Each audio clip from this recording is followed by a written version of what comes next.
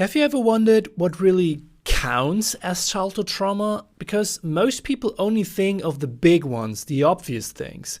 But reality is that trauma can take many different forms, and some of them are quite even hidden.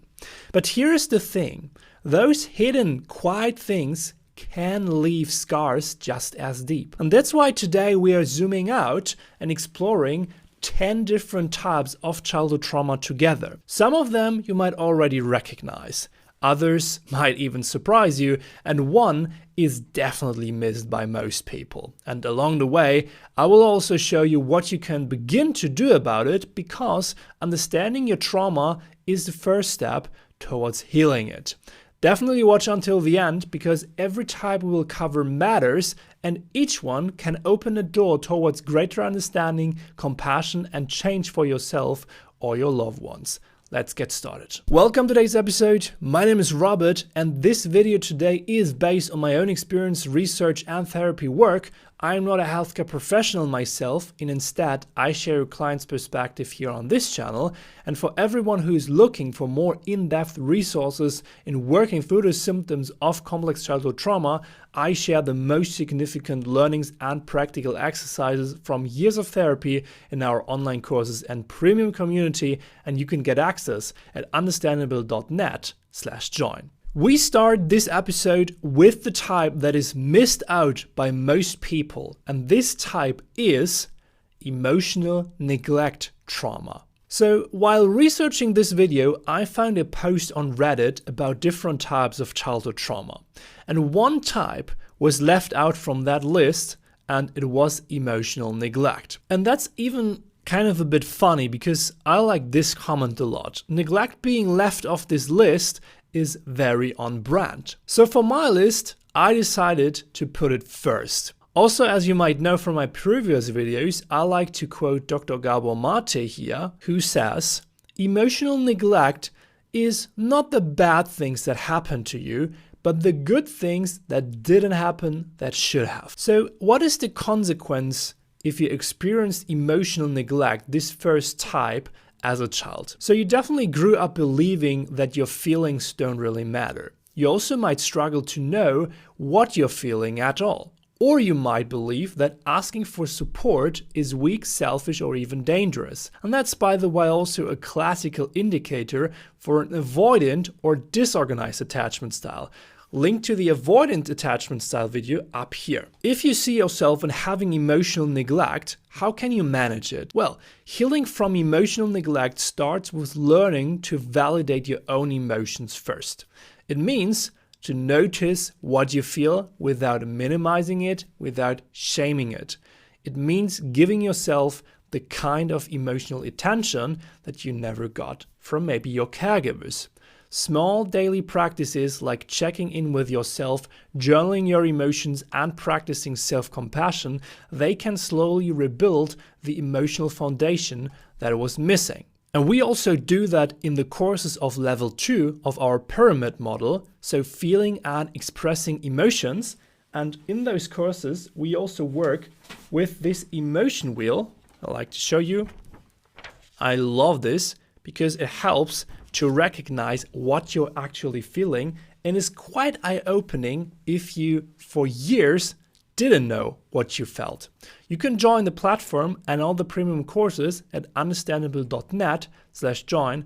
Get access today. Type number 2 is bullying. Bullying trauma happens when a child is repeatedly targeted with aggression, with cruelty or humiliation, often by peers at school, but also sometimes even as adults. Yes, it can also happen, for example, at university still, or at work, or other scenarios, of course. And usually when you are bullied, there is a power imbalance that makes it hard or even impossible to defend yourself. And bullying is not just kids being kids, as I said. It still happens to adults. So it's a chronic emotional assault on a child's or a person's sense of worth, safety, and belonging here.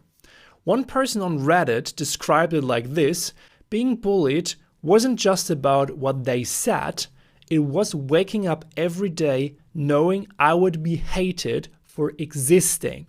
And the consequence of bullying trauma is that you might grow up feeling hypervigilant around groups, afraid of being judged, rejected, humiliated. It can definitely deeply erode your self-esteem and create social anxiety and lead to struggles with trust and connection. And as someone who got bullied as a child at school myself, I definitely know how it feels like.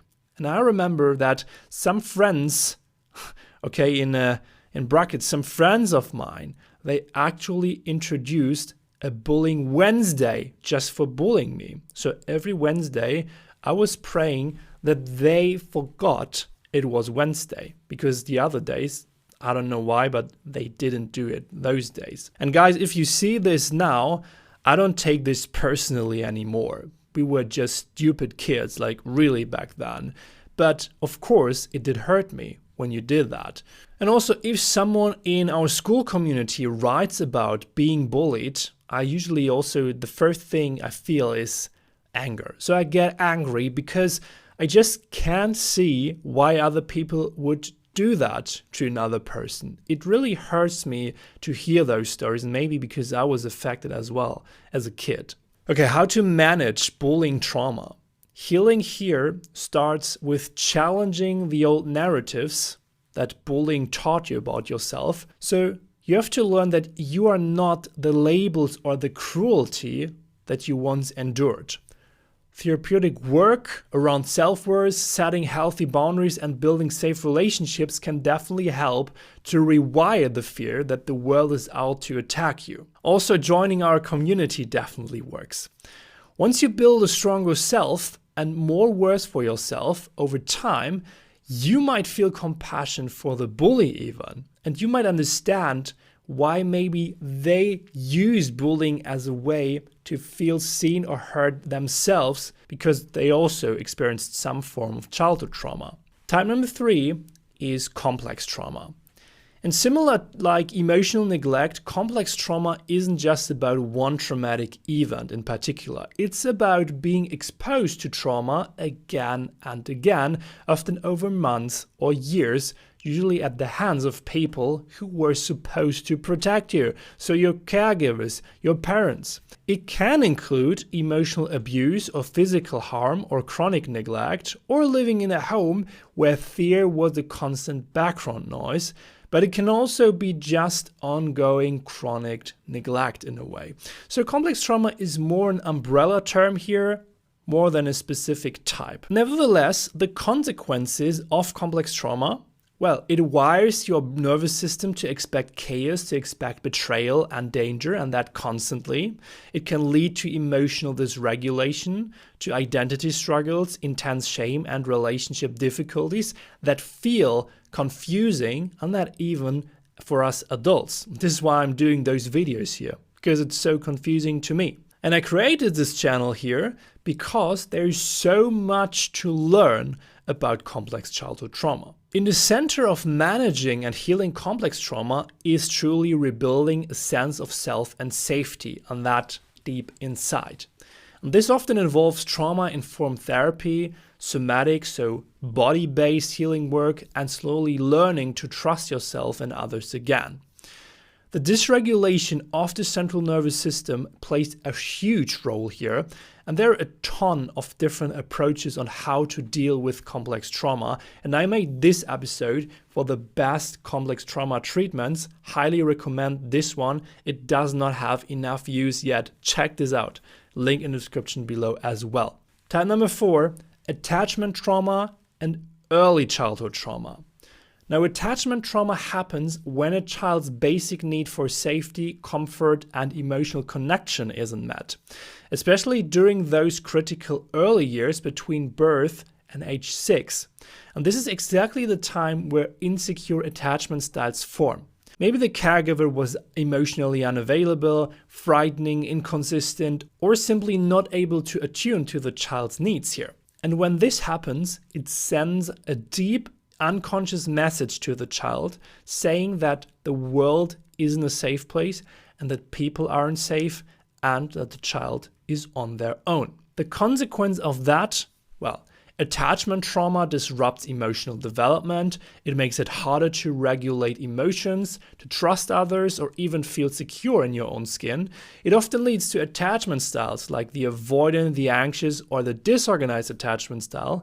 And healing starts with building a new secure attachment for yourself. For example, through therapy, through inner child's work, and safe relationships. Very important, safe relationships and community are one of the biggest indicators and, let's say, therapy options to heal and work through those insecure attachment styles. Because this trauma, it happened first within relationships. So in my opinion, you also need safe relationships in order to make new experiences that this world and relationships are safe and good for you. And of course, we have a ton of content regarding that topic here on the channel. I recently created a whole playlist for working through and healing insecure attachment styles. So definitely check this out. Put the full playlist in the description below. Type number 5, physical abuse trauma. This fifth type also includes domestic violence and sexual abuse trauma. So I definitely don't want to leave those out. Physical abuse trauma happens when a caregiver or someone close uses physical force to control, to punish, or to hurt a child. And it's not just the physical injuries that leave scars here. It's also the betrayal of safety in this toxic home environment. So the body then learns that the people who are supposed to protect me are the ones who hurt me the most. And this also includes witnessing domestic violence between caregivers or experiencing sexual abuse. Deep violations definitely that rupture a child's trust in the world. Absolutely horrible things that I don't wish to anyone. Someone recently commented here, I learned early that home was the most dangerous place to be. Let that sink in. Absolutely devastating. But it describes it so well.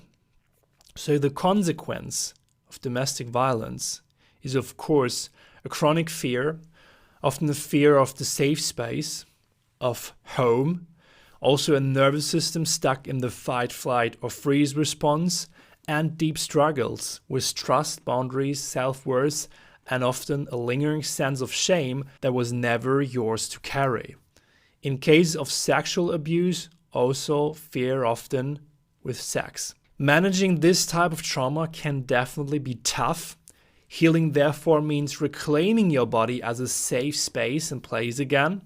And that often involves somatic trauma work, learning to reestablish healthy boundaries and slowly rebuild a life where safety and empowerment replaces this fear. Working with a therapist is highly recommended here from my side if you have this type of trauma. And type number 6, medical trauma. Medical trauma is a bit different though. It happens when a child experiences serious illness, injury, or invasive medical procedures at a really young age, either in their own body or by witnessing it happening to someone close to them. Even if doctors and nurses had good intentions, being hospitalized, undergoing surgeries, facing painful treatments, or seeing a loved one suffer, that can overwhelm a child's sense of safety and control. And I think I once talked about this type in another trauma video here before. A medical procedure could be important and even life-saving for a child, and doctors and nurses of course can only want the best for the child, but it can still be perceived as traumatic by the child. And this is because, and this is also true for all of us, our perception always equals our reality. There is no difference between our perception and our reality. It's also a philosophical question, of course. But this is why. And by the way, I also believe, when I think about that birth itself, in that hospital, bright lights, often pretty weird circumstances to start a life in such a bright box within a concrete building, that's already, I believe, quite often perceived as traumatic by children. But what do you think about that? Leave me a comment below I'm pretty curious. Now, how to manage medical trauma? Because a medical trauma can leave a feeling that others can easily take you over, healing often involves rebuilding a sense of agency, both over your body and over your choices. And this can conclude trauma-informed therapy, somatic work to release those stored fears and learn to advocate for your own needs in medical settings and, of course, in other scenarios as well. Type number 7, systemic trauma. What is systemic trauma? It's everything that happens when the structures that are supposed to protect a child, like religious institutions, schools, foster systems, the government, or communities, instead become sources of fear, of control, or harm. And this is not just about individual betrayal here. It's also about learning that entire systems just can't be trusted. And I believe the pandemic might also have been one of those systemic traumas as well for a bunch of people. Obviously for a bunch of children who could not go to school, who didn't have a social life, but also for a bunch of adult people. Or it triggered early trauma for many people when we have been in the pandemic, but like in an institutions like the government can control me kind of way. So it have been pretty tough times. Well, the consequence of systemic trauma, you might struggle with authority figures, experience deep mistrust of institutions, or you feel trapped between loyalty to a system and the pain it causes you. It can also leave deep confusion around identity, morality, and self-worth, of course. Healing starts by reclaiming your own beliefs, values, and voice, separating who you are from what was imposed on you. Therapy in systemic trauma focuses on deconstructing toxic systems, grief work, and reconnecting with authentic self-trust. And those are definitely powerful steps forward. So working with a therapist here is definitely a good thing for this type as well. And I believe this is why so many people also started during and after the pandemic to work with a professional therapist, and also a thing why therapy became so popular in the past years, which I believe is definitely a good thing. Type number 8, disasters.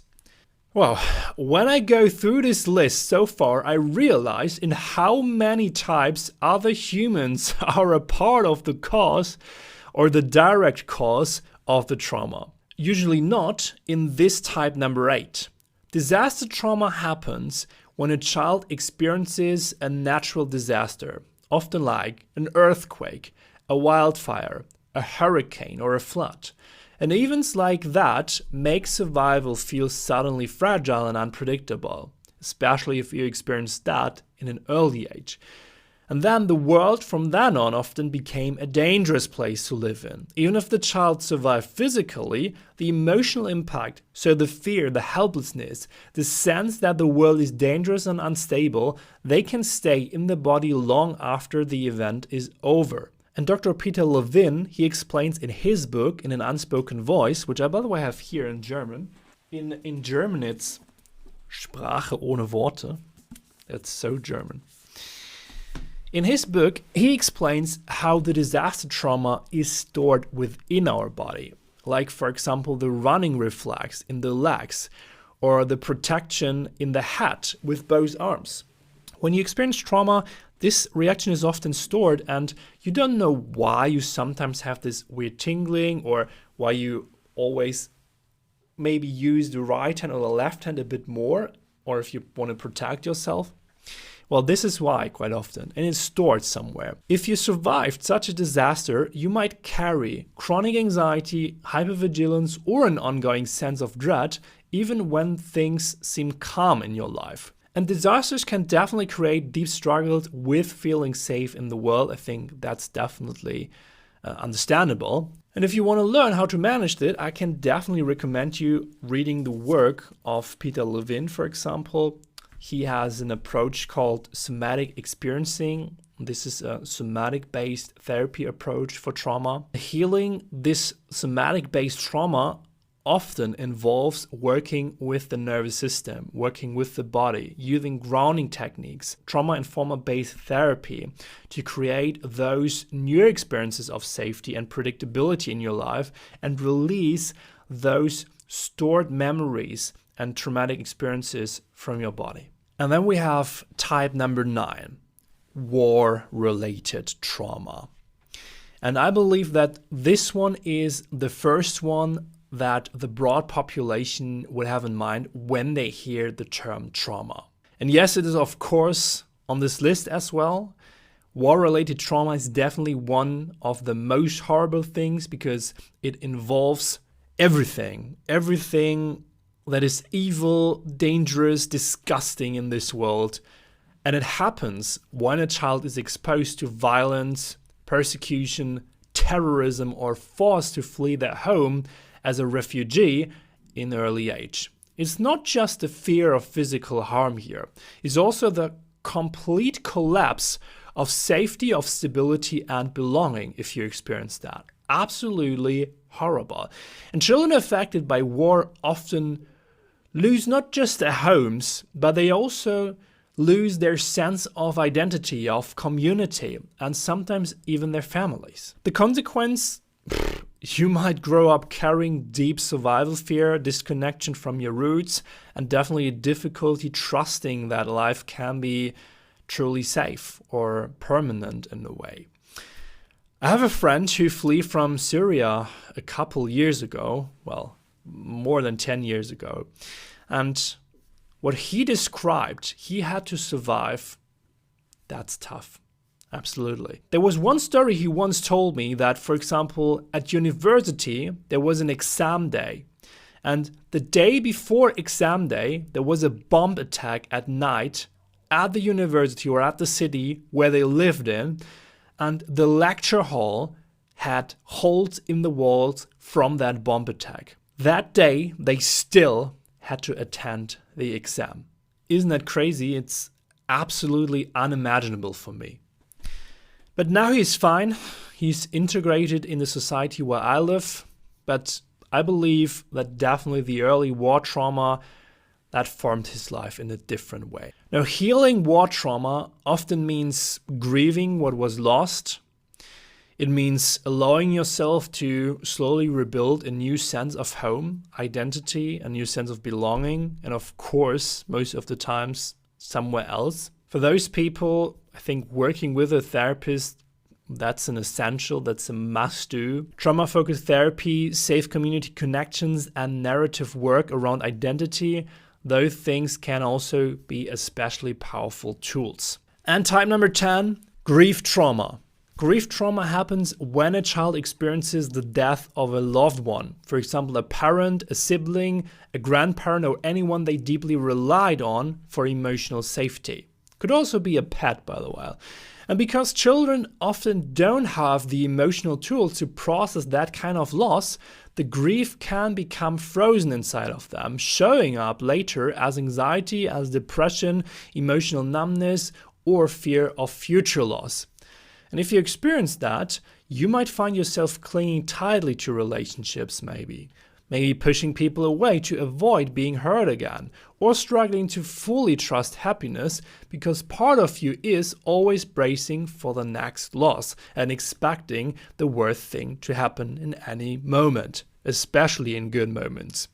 So a disorganized attachment style can also be the consequence, as I explained, for example, in this video, link that below as well. Now, healing grief trauma involves giving yourself permission to mourn what was lost, even if it happened years ago. Grief isn't something you kind of get over then. It's something you'll learn to carry with more compassion, more gentleness, and more room for joy alongside the sadness. Now, when you heard about those 10 different types of childhood trauma, you might identify with some of them. One thing that they all have in common definitely is that once you're triggered as an adult, your nervous system is in a state of dysregulation. And that was also a huge topic in my second therapy that I did 2 years ago. So I gathered a lot of re-regulation resources through that time, and I share the full collection with you. So you can download all the skills, all the tools, all the resources as a free workbook right now. Just go to understandable.net/book, and I offer you everything that I learned through my years of therapy in order to re-regulate a dysregulated nervous system, which is, as I said, part of all those 10 types of childhood trauma. Now, after hearing those 10 types, I'm also curious with which type you can identify the most. So if you want to share that, definitely let me know in the comments below. What forms of therapy did you also attend in order to manage those symptoms? I'm curious to hear. Maybe we can help us together here as a community. If you want to support the podcast, definitely leave a 5-star review on Apple Podcasts or Spotify. Subscribe to the channel, and I see you next time for another episode here on the channel. Have a great day.